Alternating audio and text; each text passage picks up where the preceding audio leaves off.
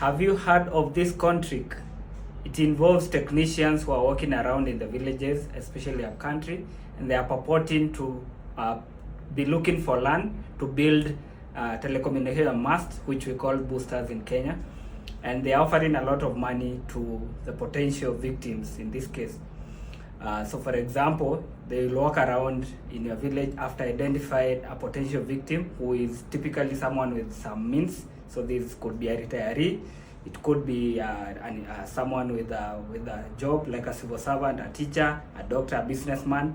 And then they spot him and they'll pretend to be looking for directions, asking for the sub-chief's office or the chief's office.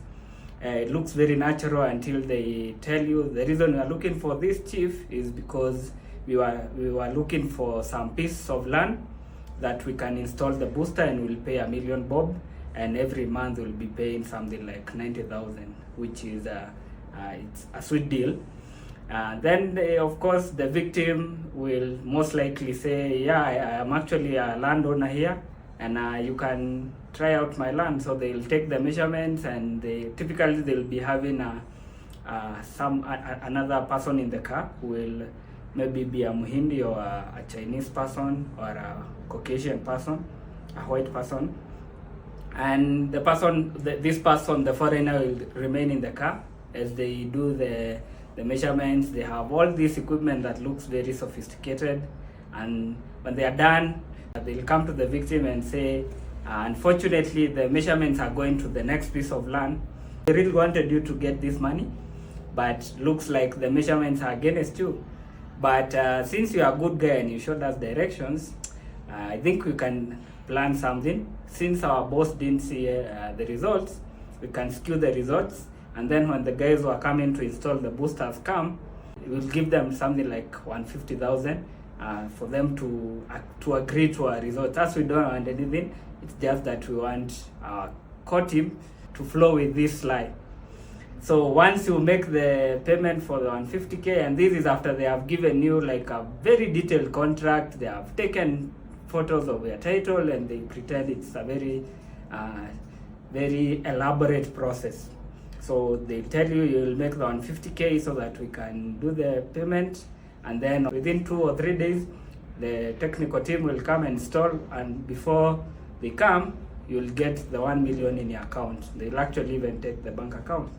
But the moment you pay the 150K, that's the last time you hear of these guys. So there are many reasons why people get conned, and in this case, one element that comes out is the element of greed, which is weaponized by these scammers.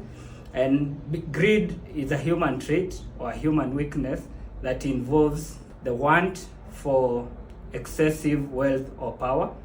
And it's a natural human weakness, but it can be taken advantage of to be weaponized. In this case, you can see someone is promised a lot of money within a very short period of time, and they lose their money because without greed, this scam doesn't work, because the person, if they had agreed for the booster to go to the neighbor's land, they would have been spared. But because they wanted to have it for themselves, it becomes easy for them to steal from this person.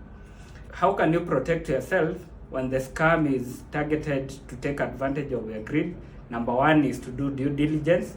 So typically the scammers will discourage you from taking due diligence. That's a red flag. Number two is whenever you notice something is not going right, ask for more time. So in this case, you can ask for more time to consult with other people who are in this field, because this is not an area most people are really know how it operates. Other signs to look out for when you suspect something is a scam is when you're being promised returns regardless of the circumstances, usually very high returns. Someone will say, we will always pay you 30% interest regardless of the circumstances. That's a red flag. Number two is when you're being bombarded with testimonials about people who have made it big. As we normally say in Kiswahili, chema chajiuza, kibaya chajitembeza. So if it's a really good deal, you don't need people to bombard you with testimonials and that kind of stuff.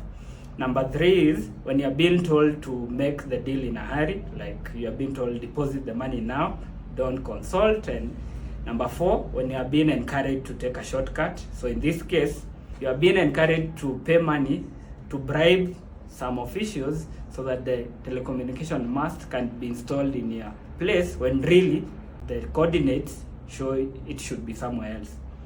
Money254.co.ke has written more about why people get scammed and how you can protect yourself from scammers.